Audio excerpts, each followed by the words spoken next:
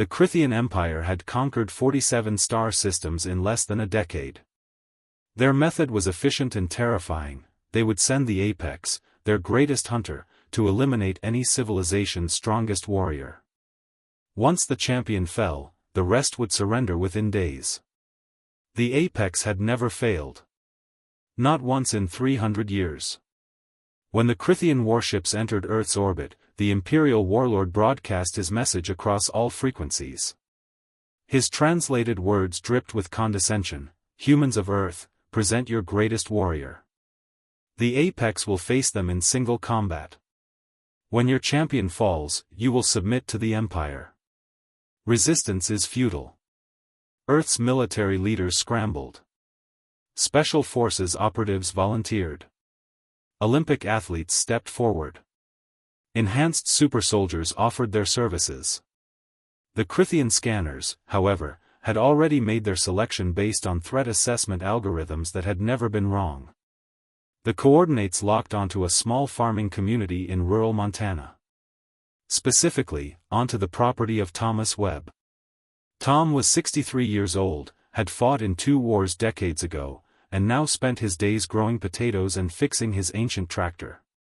When the massive Crythian shuttle landed in his north field, crushing a good portion of his potato crop, he was not pleased. The Apex emerged from the craft like a nightmare-given form.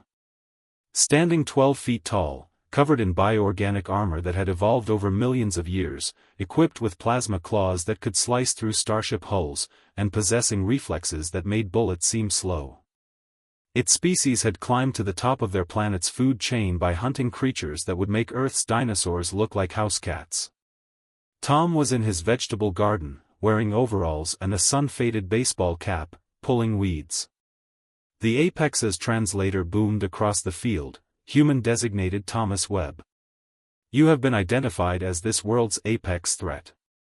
I challenge you to honorable combat. Defeat me, and your world goes free. Fall, and your species submits to the Empire."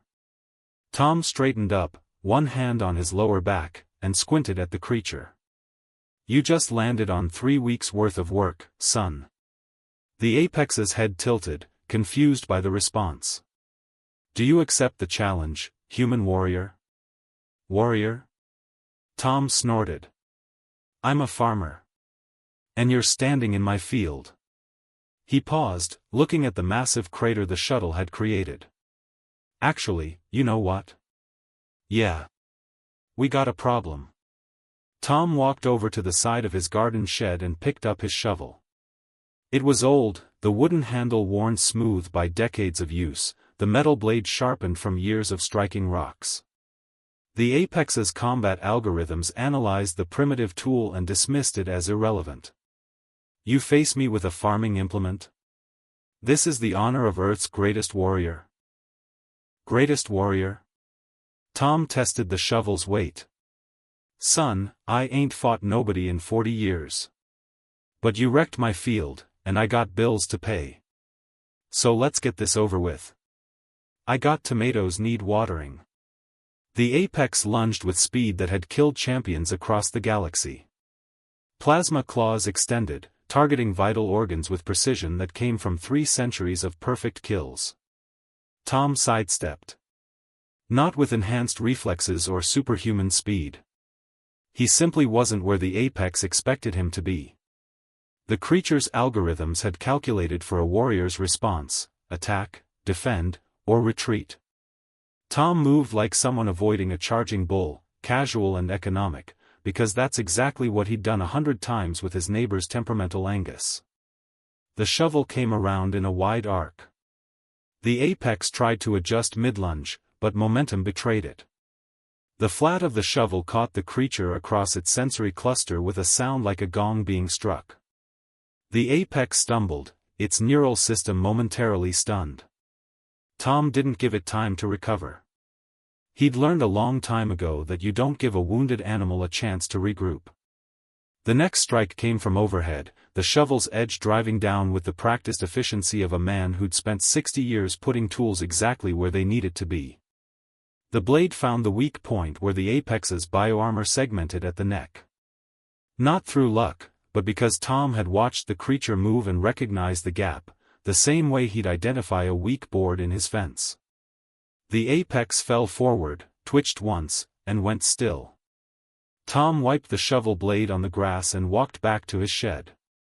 He returned the tool to its place, picked up his water hose, and resumed tending his tomatoes. In orbit, the Crithian warlord stared at his screens in absolute silence. The apex's vital signs had flatlined.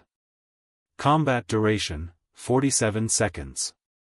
His tactical officer's voice was barely a whisper, "Warlord, if that was their farmer." The warlord didn't need the sentence completed. His empire had survived by knowing when to retreat. Recall all forces. Mark this system as forbidden territory. Classification, Apex Predator World. As the Crithian fleet jumped to hyperspace, Tom turned on the evening news. A special report was showing footage of alien ships fleeing Earth's orbit.